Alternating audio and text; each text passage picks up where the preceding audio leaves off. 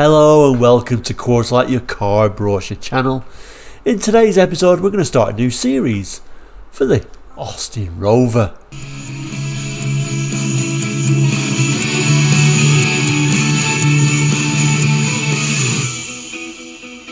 Hello and welcome to Course Like Your Car Brochure channel. Here on YouTube we look at car brochures for the 60s, 70s, 80s and 90s. If you think that might interest you, please consider subscribing. Now, over the last few weeks we've been doing various different series for car brochures. We've just finished the series for Lancia, which was very interesting, and we're kind of like coming to the end of that Nissan brochure range for 1985, which has been a really long and interesting range of vehicles. Well, I thought today we should start a new one, this time looking at Austin Rover for 1983, so let's dive straight into that. Okay, so here is today's brochure as promised, Austin Rover. This particular one's dated October, November, December 1983. Like I said, this will be a series where we'll look at each individual model as we go along to show the full range. It's always interesting to see what range was available in any particular year. I picked this one in particular because it's a real mix for Austin Rover of new models and old, aging, outgoing models, so that's certainly interesting. I also like the front cover, and it shows a couple of special editions. First special edition is here on top, obviously the Metro. We can see this is based on quite a lowly Metro, though I think it was the L. We can see the indicators in the bumper and the recessed lights. Metro always denoted the lowly models like this, and of course higher models had like flush headlamps. This is the Gala model, and this was really celebrating the second 500,000 Metros. Real sales success really at the start was the Metro. It was available in a couple of colours, this cashmere gold, and you could also get it in Moonraker blue as well. And we'll certainly look at that more when we look at the Metros in the next episode. We've also got another special edition, the Sprite. I always like the Sprite for the wheels. These sort of like shiny alloy wheels look quite nice. This was kind of like celebrating, the beginning of the 25th year for Mini. So that was an interesting model as well, another special edition. And obviously there was lots and lots of special editions, weren't there, for Mini? That was really what the Mini was all about around this time. A few more little images on here. Automatic transmission. Can anyone guess what automatic transmission that's for? Well, if you zoomed in really close you could tell, because it says Maestro up there. That's certainly one of the newer models at this time, the Maestro, with one of the older models that we'll see in this car at the bottom here. This is going to be the Ambassador Vanden Ploegh trim there, showing the huge difference as we'll see through old models, new models, and of course we've got a racing SD1 there as well. But anyway, without further ado, let's see what the first model is. Of course, it was easy to guess, wasn't it? The first model is the Mini. This page is kind of like showing the automatics, interestingly. Maestro Autos, Acclaim Autos, Ambassador Auto, and a Rover Auto. But yeah, first model up is the Mini, showing like the more of the high spec, or probably the top of the range, I guess we should say, at this time, the Mini Mayfair. I particularly like these alloy wheels and these wheel arch extensions. I don't think I've seen one exactly like this before. Wheel arch extensions and alloy wheels, both optional extras at the time, so I think we'll zoom in on this one. Great caption, it's got the chic of the devil. So there we go, zoomed in on that. On the interesting alloy wheels there, I do like those alloy wheels. I don't remember them, but I do really like these. Of course, Mayfair badging at the back. This one in silver. Great thing about this brochure as well is there is also a colour chart on it, and it's a nice colour chart actually. So we'll certainly have a look at the colours available for the Mini later on. But for now, we'll turn over and see what the base Mini was called. Yes, of course, it was the Mini E, the base model at the time, featuring this sort of centre speedo, which kind of like is what the new Minis kind of like played on, that idea with the centre speedo.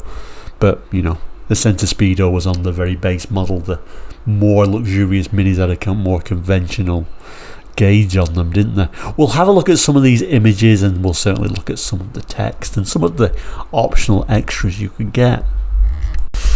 There we go. So zoomed in on this model, kind of like what a lot of people would think of as a Mini. Or black bumpers, these very small steel wheels with those sort of chrome style hubcaps on them, and like I say, this very basic dash with plenty of places to, you know, put your odds and ends, but that centre speedo. Super basic seats as well, houndstooth check fabric seat facings. Little look at that little engine, Metro engine, specially adapted for the E-Type Mini. And we got, you know, we can see reversing lights now on the Mini. A little bit of a look at the front face and those black door mirrors. And here it is, the Mini City E, which is the correct title for it, of course, not just the E, like I foolishly jumped in and called it, but the Mini City E is the real name for it. I'm not going to read all this, but you certainly can pause the screen if you do want to read all this. I think the main key for this one, the E denoting high efficiency air power units that achieve 60.5 miles per gallon at 56 miles per hour. It also kind of like says, as demonstrated by the Mini City, that achieved the best overall fuel consumption in this year's grueling Red X economy run with 63.94 miles per gallon. And it also, you know, tells us a little bit about, you know, the equipment that you had on there: heated rear window, reversing lights, 2-speed wiper, etc. Again, you can pause the screen if you do want to read all that, but you know, think pretty basic overall. You could get optional extras on there though.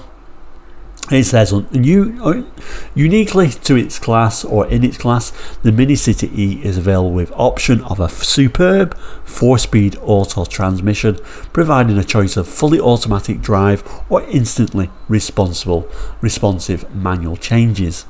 An automatic City E is the ultimate budget town car, a boon for disabled drivers and fans of clutchless transmissions alike.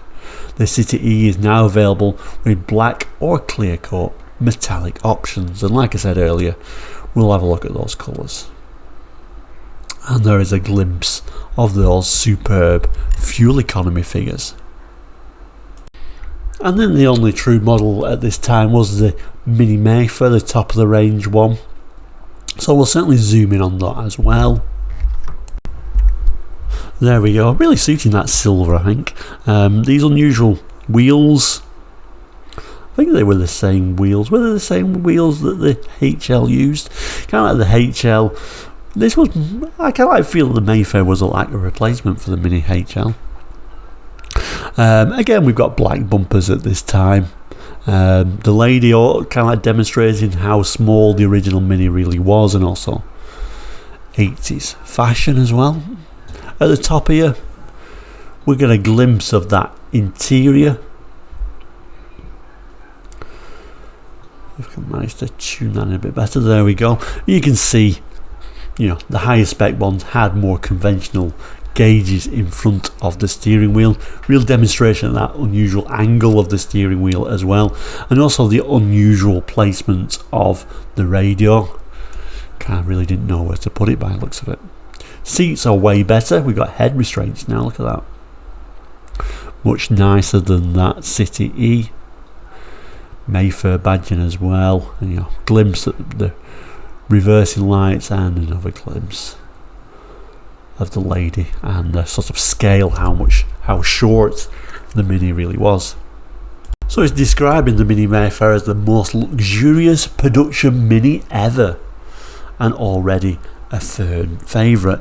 It was kind of like a special edition, but not. It lasted a long time. I think it was from about 82 to 96. The Mayfair certainly had a long run, and certainly these sort of like London references in these names. You know, you had things like the Mini Ritz, didn't you? Mini Chelsea, Mini Piccadilly, Mini Park Lane. Kind of a bit of a London theme going on there. I'm not going to read all this again, but it's kind of like describing, you know, these nicer seats, trims, etc. But you can certainly pause the screen if you do want to read all that. Equipment levels. We've got a push button LWMW radio now. My dad had a brand new Mini actually in 1982. It's the Mini HL. I know that didn't come with a radio because I can remember him drilling a hole in the front wing on his brand new car to fit a radio. Always strange those days, aren't they? The days before the radio. Hard to believe now when you look at modern cars. It says later on there, because the Mayfair has the same technical specifications as the City E, it offers the same remarkable combination of economy and nimble performance, the same ability to slot into tiny parking and garage spaces. Optional extras. A few more options now on the Mayfair. You can have attractive option of wide rim alloy wheels, which I do like those, and smart matching wheel arch extensions, giving even more tenacious road holding and sporty stance, appropriate to the cousin of those famous race and rally winning Minis. Goes on to say you can also have a automatic transmission and black paint if you really want it. Remember the days you have to pay more for black paint? Again, those fuel economy figures. So kind of sitting somewhere in between that City E and the Mayfair really. Like I said, the most interesting thing I guess is these wheels, which look quite nice on it. We've also got this sort of twin stripe. Like I say, you could get it in this colour or you could get it in Primula yellow. Again, we'll look at the colours later on. We get the more conventional dials on this model as well. And seating wise, somewhere in between, kind of like a City E, but we've got head restraints on there now. So certainly a step above the City E. So specification wise, engine of course that little 998cc 40 bhp engine and a 4-speed all synchromesh gearbox. We do have that optional 4-speed also though.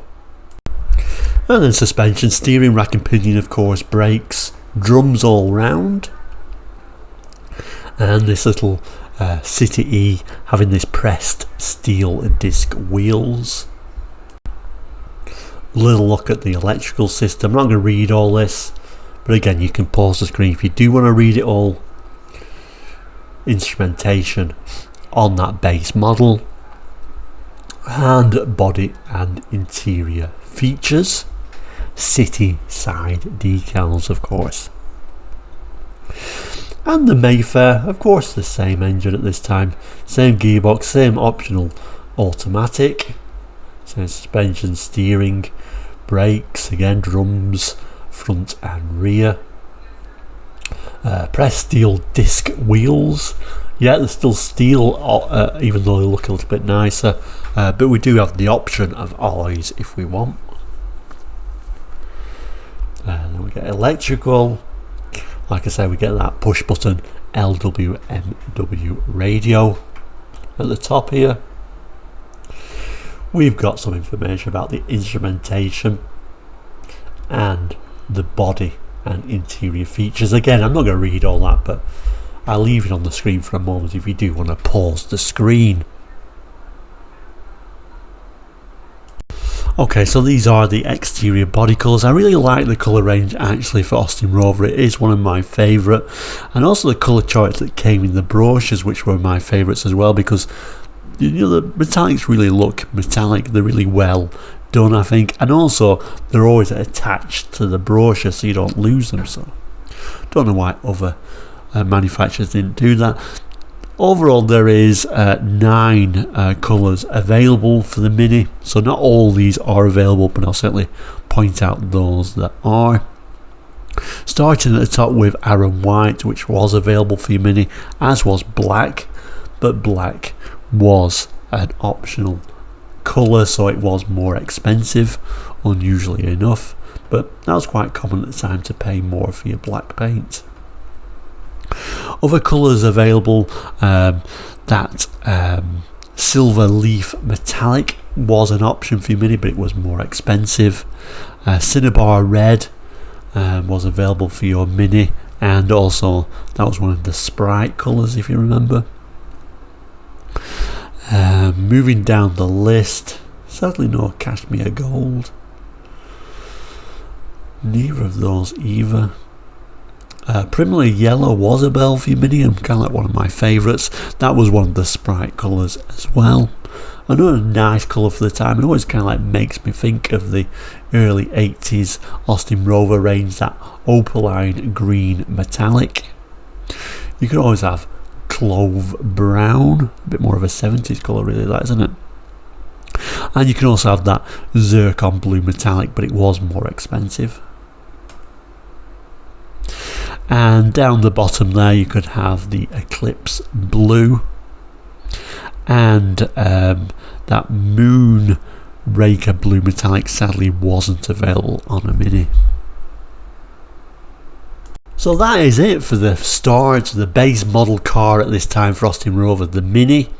Next model up is quite a wide range at this time, and featuring this lovely picture of an MG Turbo to start it off, saying Britain's best little car.